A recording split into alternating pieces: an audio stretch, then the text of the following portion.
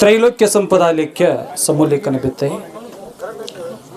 ಸಚ್ಚಿದಾನಂದ ರೂಪಾಯ ಶಿವಾಯ ಪರಬ್ರಹ್ಮಣೇ ನಮಃ. ಧ್ಯಾನ ಮೂಲಂ ಗುರುರ ಮೂರ್ತಿ, ಪೂಜ್ಯ ಮೂಲಂ ಗುರುರ ಪಾದಾಃ, ಮಂತ್ರ ಮೂಲಂ ಗುರುರ ವಾಕ್ಯಂ, ಮುಕ್ತಿ ಮೂಲಂ ಗುರುರ ಕೃಪಾ. ತಸ್ಮೈ ಶ್ರೀ ಗುರವೇ ನಮಃ. ಸದ್ಗುರುನಾಥರ ಪವಿತ್ರ ಪಾದಾರಿ ಬಿಂದಗಳಲ್ಲಿ ವಂದನೆಗಳನ್ನು ಸಮರ್ಪಿಸಿ ಈ ಗುರುಪೂರ್ಣಿಮೆಯ ಕಾರ್ಯಕ್ರಮಕ್ಕೆ ಕಾರಣೀಭೂತರಾಗಿರತಕ್ಕಂತಹ ಪರಮ ಪೂಜ್ಯ ವೇದಾಂತ ಸಿದ್ಧಾಂತ ಪಂಡಿತ ಪಾರಂಗತರಾಗಿರತಕ್ಕಂಥ ಲಿಂಗೈಕ್ಯ ಶಂಭುಲಿಂಗಪ್ಪಾಜಿಯವರ ಪವಿತ್ರ ಪಾದಕ್ಕೂ ವಂದನೆಗಳನ್ನು ಸಮರ್ಪಿಸಿ ಇವತ್ತಿನ ಈ ಸಭೆಯ ಅಧ್ಯಕ್ಷತೆಯನ್ನು ವಹಿಸಿಕೊಂಡಿರ್ತಕ್ಕಂಥ ಪರಮ ಪೂಜ್ಯ ಕೃಷ್ಣೇಗೌಡ ಪಾಟೀಲ್ ಅವರಿಗೂ ಕೂಡ ವಂದನೆಗಳನ್ನು ಸಮರ್ಪಿಸಿ ಅವರಿವರೆನ್ನದೇ ವೇದಿಕೆ ಮೇಲೆ ಆಸೀನರಾಗಿರ್ತಕ್ಕಂತಹ ಸಕಲ ಪೂಜ್ಯರಲ್ಲಿಯೂ ಕೂಡ ವಂದನೆಗಳನ್ನು ಸಮರ್ಪಿಸುತ್ತಾ ಈಗ ಹೆಂಗಾಗೈತ್ರಿ ಅಂತಂದರೆ ಹೆಂಗಾಗಿರ್ಬೇಕಾದ್ರಿ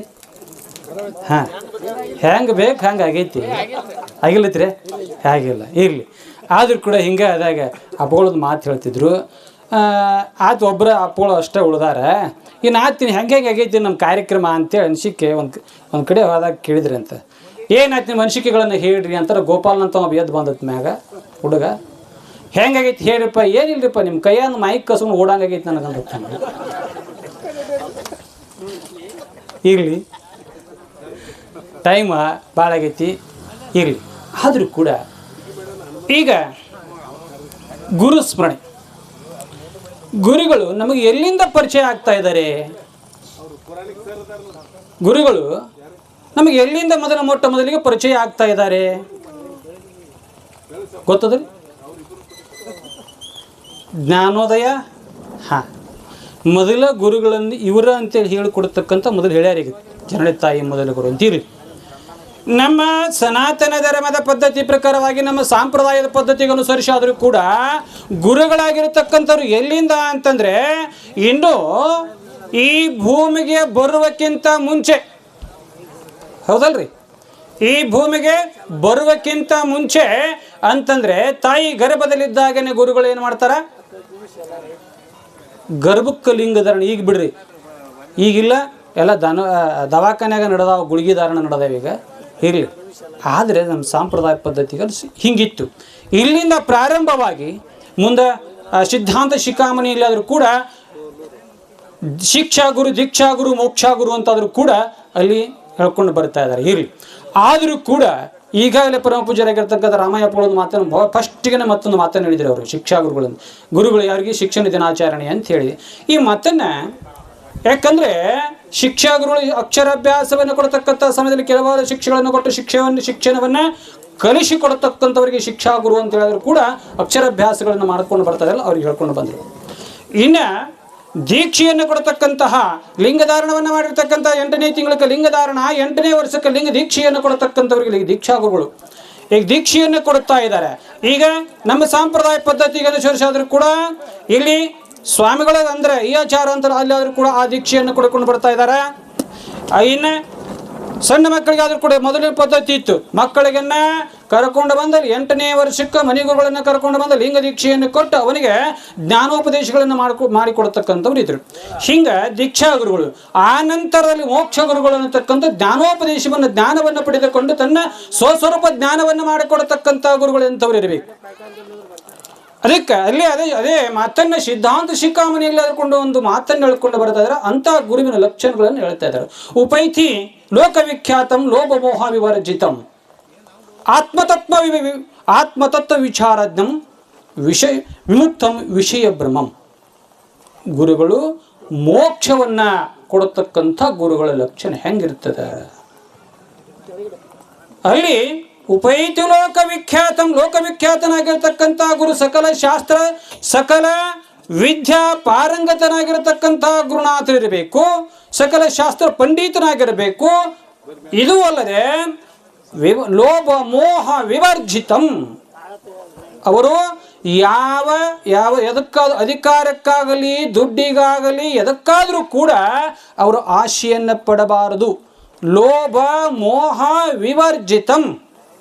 ಇದು ಅಲ್ಲದೆ ಆತ್ಮತತ್ವ ವಿಚಾರಾಜ್ಞಂ. ಅವರು ಸ್ವಸ್ವರೂಪ ಜ್ಞಾನವನ್ನ ಮಾಡಿಕೊಂಡು ಆ ಬಂದಂತ ಭಕ್ತನಲ್ಲಿ ಶಿಷ್ಯೋತ್ತಮರಿರ್ತಕ್ಕಂಥ ಸಕಲ ಸಂಶಯಾದಿಗಳನ್ನ ಕಳೆದು ಎಲ್ಲ ವಿಷಯ ಭ್ರಮೆಯನ್ನ ಕಳೆದು ಆತ್ಮತತ್ವವನ್ನ ಬೋಧನೆ ಮಾಡತಕ್ಕಂಥ ಸದ್ಗುರುನಾಥನಿರಬೇಕು. ಅಂಥವರಿಗೆ ಗುರುನಾಥ ಗುರುಗಳು ಅಂತೇಳಿ ಎನಿಸಿಕೊಂಡು ಬರ್ತಾ ಇದ್ದಾರೆ. ಅಂತಹ ಗುರುಗಳು ಇದಕ್ಕೆ ಒಪ್ಪಿಕೊಳ್ಳತಕ್ಕಂಥವ್ರು ಯಾರಿದ್ರು ಅಂತಾರೆ ಪರಮ ಪೂಜ್ಯ ಶಂಭುಲಿಂಗಪ್ಪಾಜಿಯವರಿದ್ದರು. ಇದಕ್ಕೆ ಲೋಭ ಮೋಹ ವಿವರ್ಜಿತ ಈಗಾಗಲೇ ಕೇಳಿದ್ರಲ್ಲಿ ಅದಕ್ಕೂ ದುಡ್ಡನ್ನಾಗಲಿ ಏನನ್ನಾಗಲಿ ಅಧಿಕಾರಕ್ಕಾಗಲಿ ಎಂದೂ ಅವರು ಆಶೆಯನ್ನು ಮಾಡತಕ್ಕಂಥವರಲ್ಲ. ನಾವು ಪ್ರವಚನಕ್ಕಿದ್ದು ಉಂಬ್ರಾಣ್ಯಾಗ ಮುಂಡಾದ ಕಿಶ್ಯಾಗ ರೊಕ್ಕಿದ್ದು ಹಂಗೆ ಕೊಟ್ಟಿದ್ರು ಒಗಿಲಾಕ ತಿಪ್ಪಾನ ಅಂತ ಹೇಳಿದ್ದ.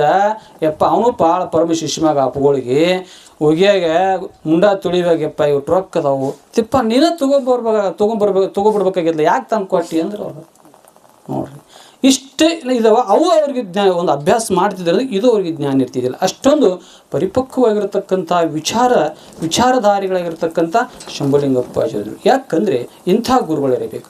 ಲೋಭ ಮೋಹ ವಿವರ್ಜಿತ ಇದ್ದು ಅಂತಂದ್ರೆ ಹೆಂಗೆ ಆಗ್ತಾ ಇದೆ ಅಂತಂದರೆ ಶ್ರೀಕೃಷ್ಣ ಪರಮಾತ್ಮಂದು ದ್ರೋಣಾಚಾರ್ಯ ಒಂದು ಮಾತನ್ನು ಹೇಳ್ತಿದ್ರು.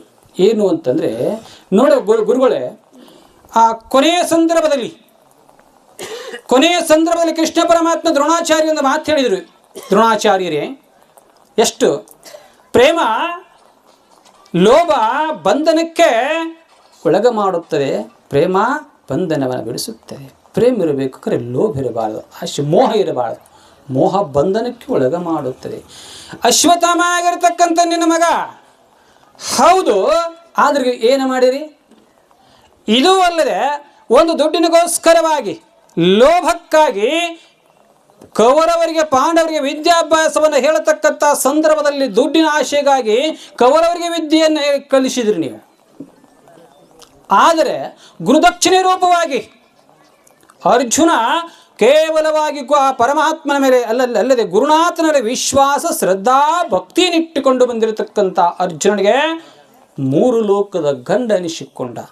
ಅವರಿಗೂ ಅದೇ ಉಪದೇಶ ಶಸ್ತ್ರ ವಿದ್ಯೆ, ಇವರಿಗೂ ಶಸ್ತ್ರವಿದ್ಯೆ ಕೊಟ್ಟರು ಕೂಡ ಗುರುವಿನಲ್ಲಿರ್ತಕ್ಕಂಥ ಶ್ರದ್ಧಾಭಕ್ತಿ ಮಾತ್ರ ಬೇರೆ. ಗುರುಗಳು ಉಪದೇಶ ಮಾಡುವಾಗಾದರೂ ಕೂಡ ಲೋಭ ಮೋಹಕ್ಕಾಗಿ ಉಪದೇಶವನ್ನು ಮಾಡಿರ್ತಕ್ಕಂಥ ಸಂದರ್ಭದಲ್ಲಿ ಆಗ ಕೃಷ್ಣ ಪರಮಾತ್ಮ ಕೊನೆಗೆ ಹೇಳಿದರು, ನೀವು ದ್ರೋಣಾಚಾರ್ಯರೇ ದ್ರುಪದ ರಾಜನನ್ನ ಕಟ್ಟಿ ತಂದು ಕೊಟ್ಟರೆ ನಾನು ಅಂಥೇಳಿ ಅದಕ್ಕಾಗಿ ಆಶೆ ಮಾಡಿದ್ರಿ. ತಂದು ಹೆಡಮರಿಗೆ ಕಟ್ಟಿ ಕೊಡಬೇಕು, ತಂದು ಕಟ್ಟಬೇಕಂತ ಹೇಳಿದ್ರಿ. ಅಲ್ಲ, ಇಂಥ ಲೋಭಕ್ಕಾಗಿ ಅರ್ಧ ರಾಜ್ಯವನ್ನು ಪಡೆದುಕೊಳ್ಳುವುದಕ್ಕಾಗಿ ದ್ರುಪದ ರಾಜನನ್ನು ತಂದು ಒಪ್ಪಿಸಬೇಕಂತ ಹೇಳಿದ್ರಿ. ಇದಕ್ಕಾಗಿ ಲೋಭ ಮೋಹಕ್ಕಾಗಿ. ಅದಕ್ಕಾಗಿ ದ್ರೋಣಾಚಾರ್ಯರೇ, ನೀವು ಗುರುಗಳಾಗಲಿಲ್ಲ, ಶಿಕ್ಷಕರಾಗಿಯೂ ಆದ್ರಿ, ಹೊರತಾಗಿ ನೀವು ಗುರುಗಳಾಗಲಿಲ್ಲ ಅಂತೇಳಿ ಕೃಷ್ಣ ಪರಮಾತ್ಮ ದ್ರೋಣಾಚಾರ್ಯಗೆ ಮಾತನ್ನು ಹೇಳ್ತಾ ಇದ್ದಾರೆ. ಅದಕ್ಕೆ ಗುರುಗಳಾದಂಥವ್ರು ಹೆಂಗಿರಬೇಕು ಅಂದರೆ ಲೋಭೋ ಮೋಹ ವಿವರ್ಜಿತಂ ಆತ್ಮತತ್ವ ವಿಚಾರಾಜ್ಞಂ ವಿಮುಕ್ತಂ ವಿಷಯ ಭ್ರಮಂ.